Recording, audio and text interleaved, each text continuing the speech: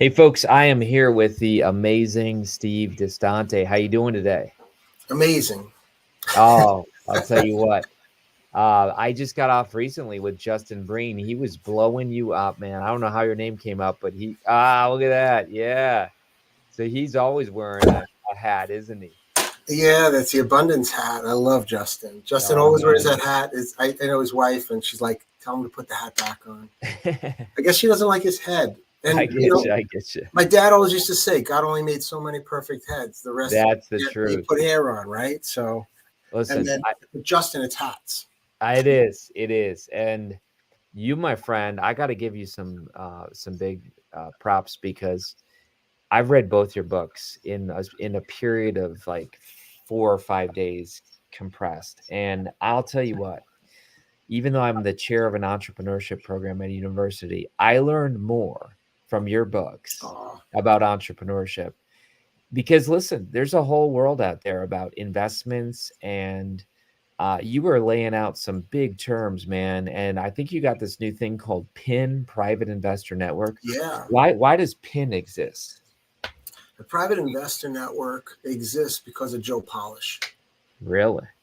Just that's it. No, truthfully, that is a true statement. However, what I find is that entrepreneurs who invest in other entrepreneurs are often really dissatisfied and the entrepreneur who's taking the capital in gets really confused with who they're dealing with.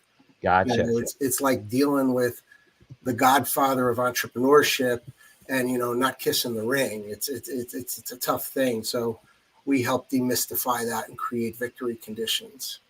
I love that term, victory conditions. In fact, I'm going to share a moment here about your books because they're really powerful. You have two Thank you. books out. Yeah.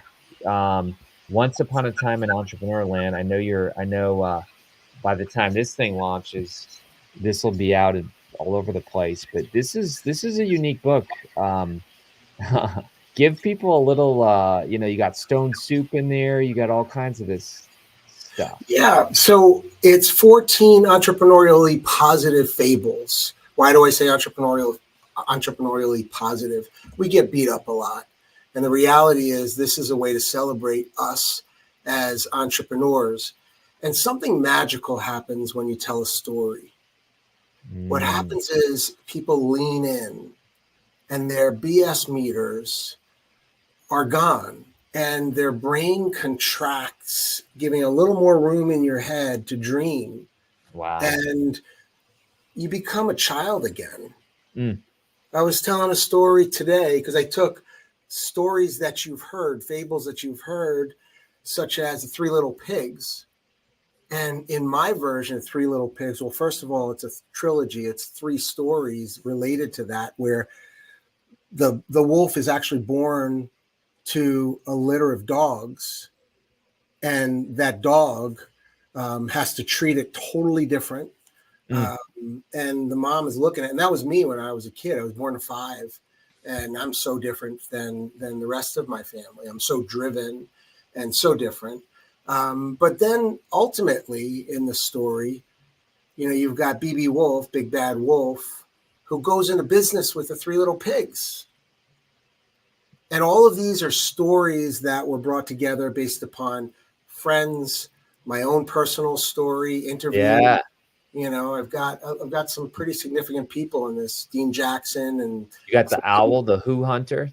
yeah, Who Hunter's great. I mean, what kind of? I mean, if you can't find the right Who's to fill positions in your organization, what good are you? And Mm, Who Hunter is all about that because in the story, he had hired cats, BB Wolf, and the cats were too much like him. So mm. as entrepreneurs, how many times have we hired people who are just like us and we wonder why we don't have different outcomes? You got this one story, man, and I'll tell you what. I was listening. First of all, I recommend the audiobook. I mean, I have all of them. I got the physical, so I can see the cartoons and all that. Oh yeah, your daughter.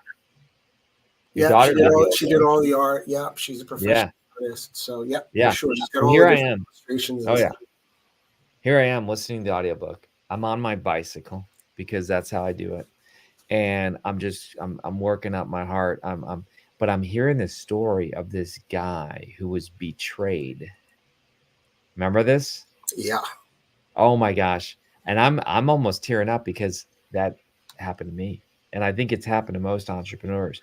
And the guy in the story, he actually begins to say, "Well, I'm not going to trust people again." Yeah. But then this older gentleman comes to him and gives him this special stone, Yeah. and he says, "What? Like, When this meeting will be a distant memory when you find out what this means. wow, wow."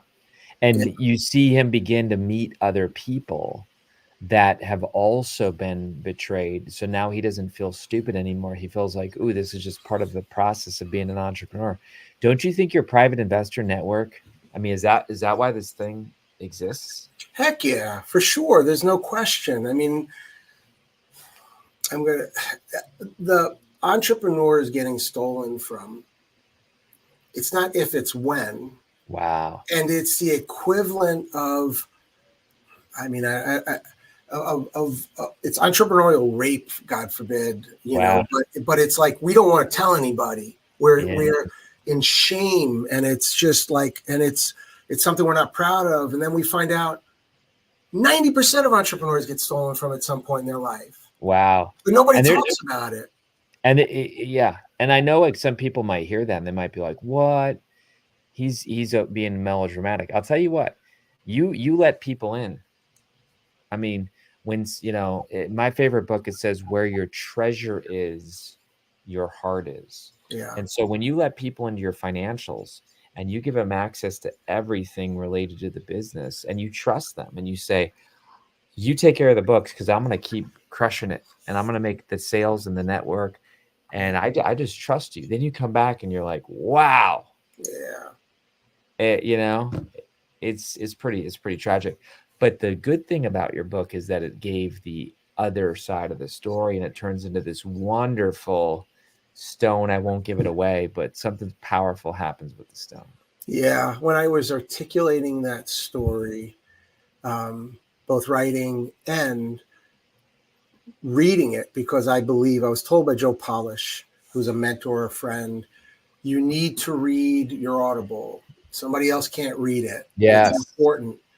I literally had to record that story over and over again because I was going to tears. Because it's true. It's a true story. It's my story. Yeah. I was so betrayed and I felt so horrible about it. And then at the end, we all know what happens, but you're going to have to buy the book to see what that's all about. But yeah, that happens. And then the beginning in Stone Soup, that was as a result of an interview I did with Joe Polish. And if you know Joe Polish from the Genius Network, he wants everything to be ELF, which is easy, lucrative, and fun.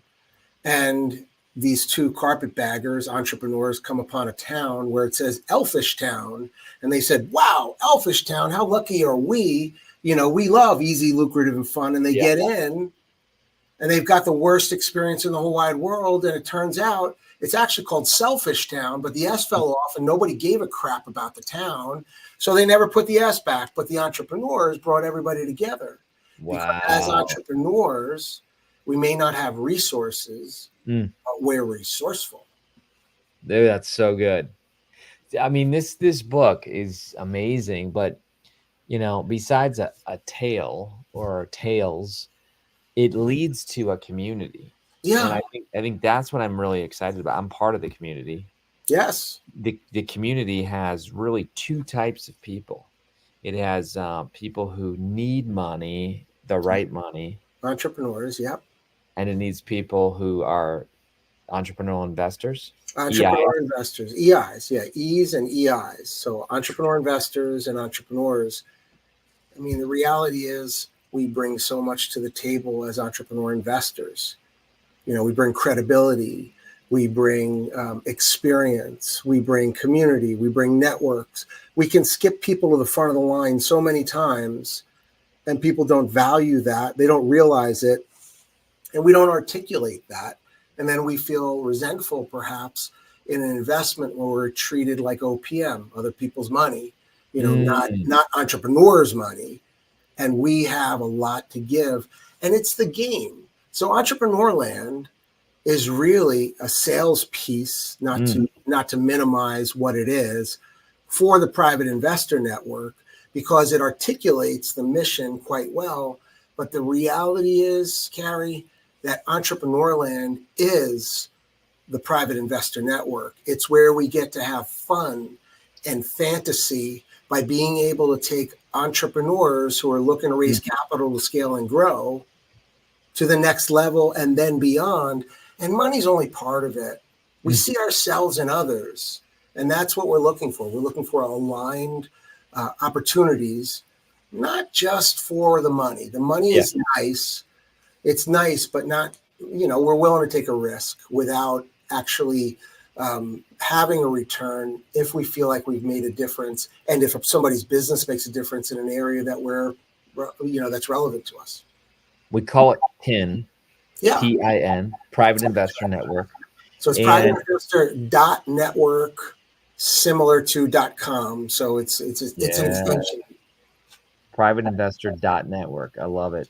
Yep. And even, that one piece of information that you gave in there, I mean, that's what it's advertised as. Like, one piece of advice will pay its worth for life, But the example that you gave, we'll call her Sarah. We won't say who she is in real life. But Sarah gave her company, when she made it big, a first-class ticket and $10,000. And it felt amazing. But you show in the book, and you show in your private investor network, that actually could have made them millionaires for the rest of their life if she just would have done a few things differently. Yeah, and ESOP. I mean, I talk about ESOPs in both books, both Pitchology and in Once Upon a Time in Entrepreneur Land. And ESOPs are just a beautiful way to be able to, extract cash on a very tax-savvy way from your business, reward the people who have helped you along the way in the journey, retain the people who have come along with you in that, right? Keep them on board, and be able to set them up for the future in a very big way. And then you can sell the private equity if you want. But the reality is the tax ramifications, the tax benefits are just so big. A company that turns into an ESOP and has a $2-3 million or $5 million a year profit pays no taxes if it's set up right. The owner, the founder, can still remain in control and still grow the company and still be able to extract a bunch of money out of their company. So there's a lot of benefits, and we tell it through stories. So good.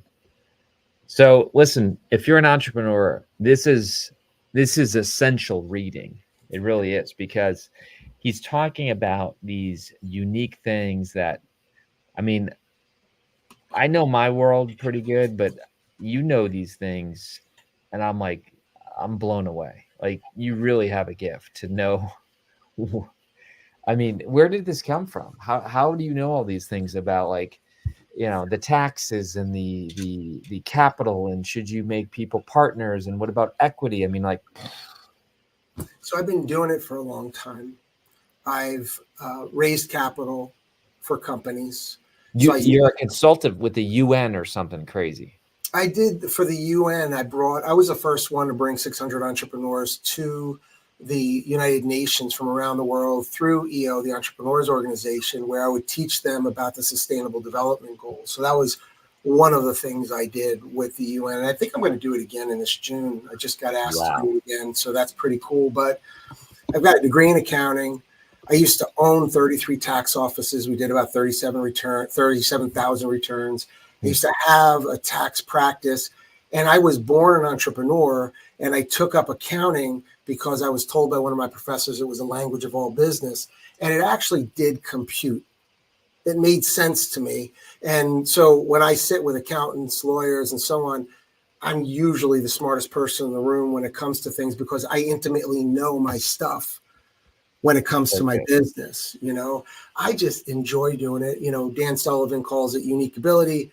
this is something I love. Yeah, this is when I'm arguing with one of the guys about some of the misfortunes of entrepreneurs in some of the countries. That's amazing. I mean, come on now. They don't just put anybody in front of the UN for entrepreneurship. But as I read your books, as I've studied you, first of all, Heidi, Tanya, Destiny, you got the farms where you're growing trees that are going to be, sustainable. You care about the earth. I mean, I'm blown away. Like, this is a guy, folks, that Steve is not just a money hungry dude. Like, he's totally about giving back to young entrepreneurs. In fact, as we were working through your private investor network, I even challenged you. I'm like, do you really want people who are vetted and who, can be high level investors? Do you want them in the same room? And you said, yeah, if we do it a certain way, being in the same room is a smart thing. Can you talk about that? Yeah, well, the question is, who do I want to be a hero to? That's a good Dan Sullivan quote right there. That's the question. Like, who do you want to be a hero to? And it's a Dan Sullivan, probably his IP or trademark or whatever, but it's all of our question, right? And the reality is, most people don't think that way, but I do. And I mean, who do you want to be a hero to? Growth-minded entrepreneurs. There you go. Yeah. Well, I want to be a hero to entrepreneurs that are looking to make a difference with their businesses. Nice. So to help them scale and grow, and to be able to navigate the world of entrepreneurship, which typically is most challenging between our ears. That's the most challenging part, is our psychology. And so being able to be there with an entrepreneur in the most trying times and say to them, this will all work out. I know it's going to be fine. You're an amazing entrepreneur. You will find that window. You will find an opportunity to get out. I had people do that to me when I had some challenges, and it was so valuable.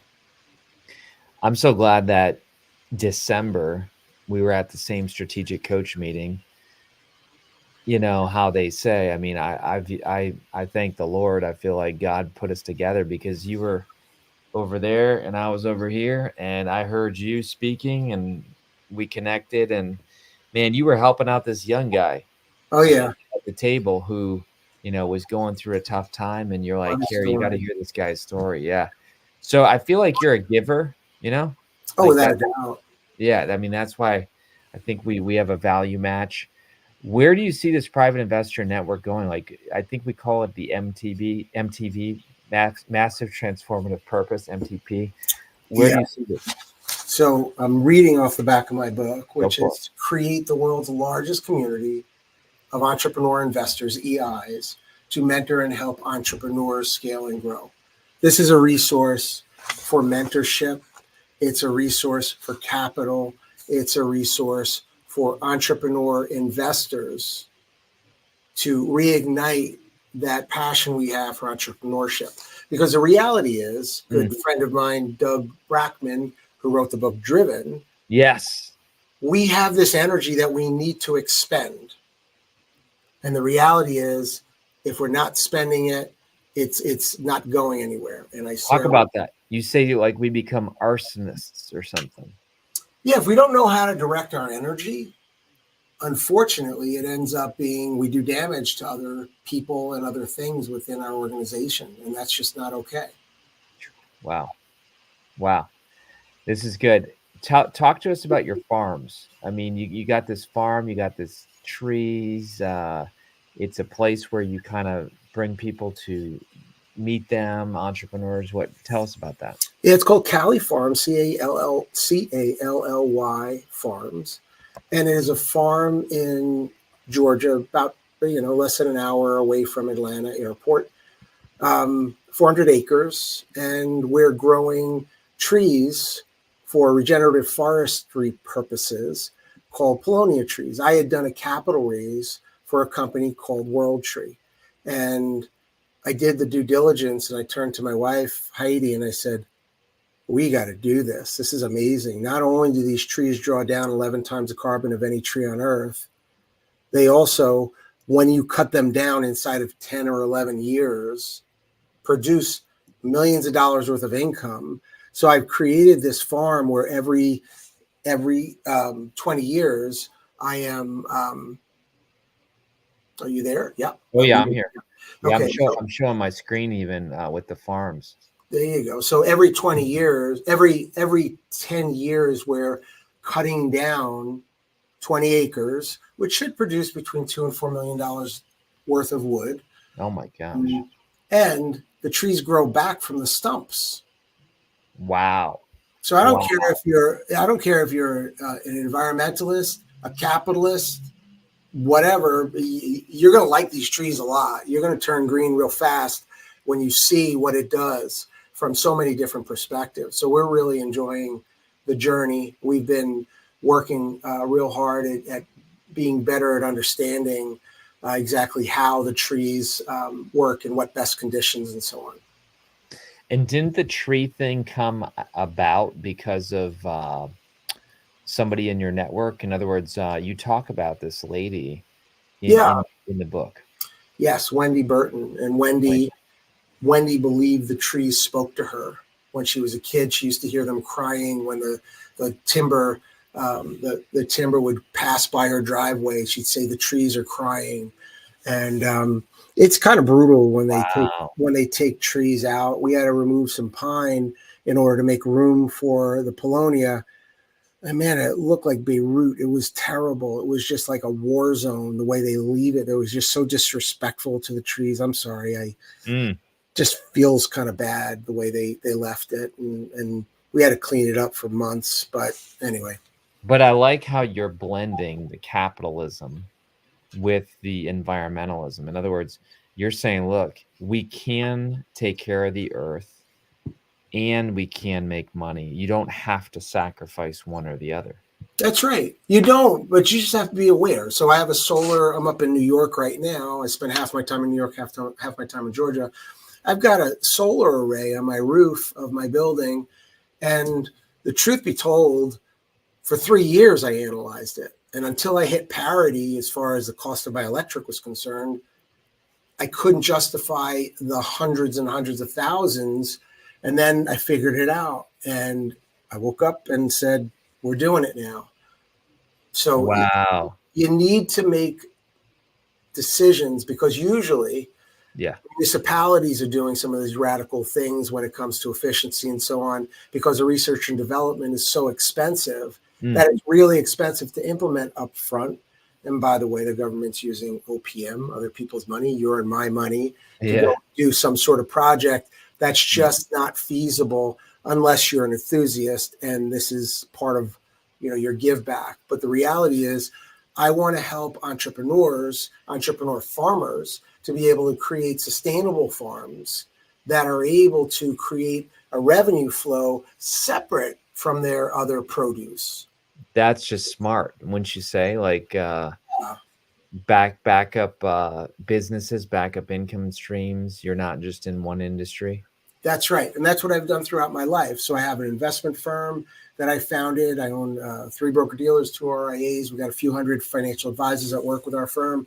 Many of them are focused on things that are impact-oriented. I'm only chairman and founder of those companies. I'm there for innovation and for strategic moves. But I've got an amazing team, a bunch of who's that manage that on a regular basis, which empower me to be able to be a farmer, a documentary filmmaker, an author, and so on. I'm living within my unique ability. And go back right to your question about the private investor network. I believe this is my life's work. This isn't just a phase. This is my life's work. And it's not if, it's when I get this thing fully blown out. And one of the rooms in there is very near and dear to our hearts, called the IP vault, the intellectual property vault. And my goal is to make intellectual property second nature to most, using tools like yours, which is Easy IP. We have a link to Easy IP in there, which if you don't know what Easy IP is, you need to check it out.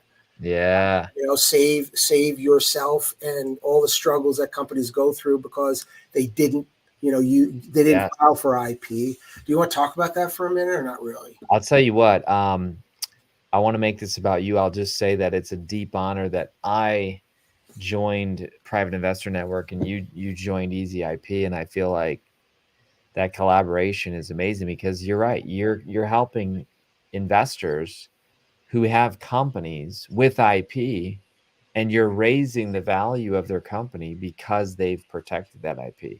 So I think it's a win-win. And but no, keep going. Talk about PIN.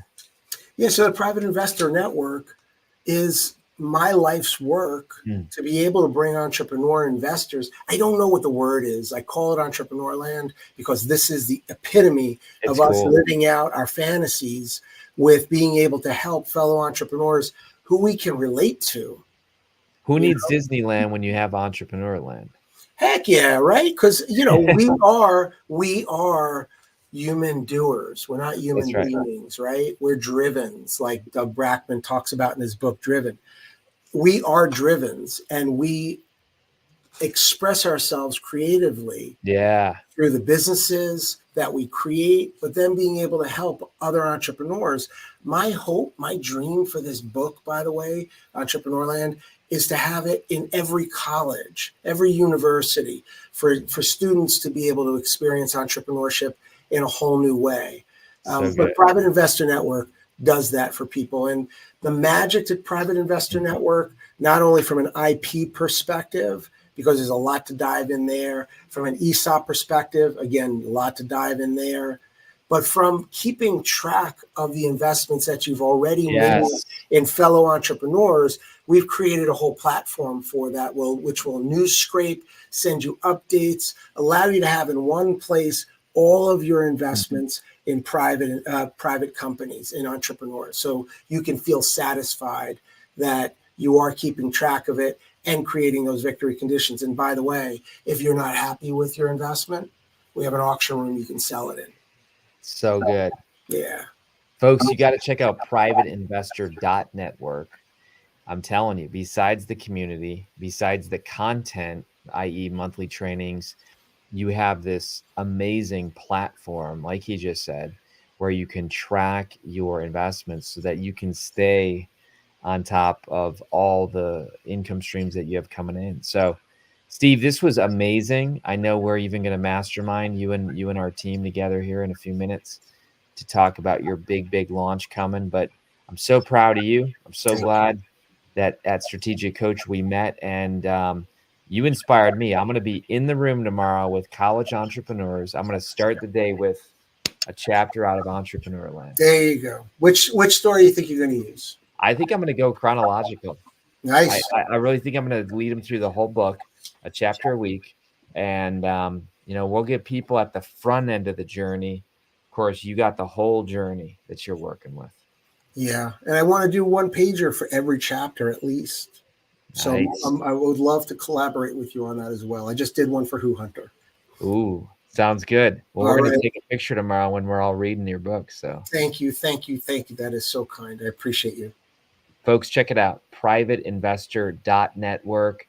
I will tell you this, you cannot afford not to be in that group. Literally, it will be an investment worth it. Take care.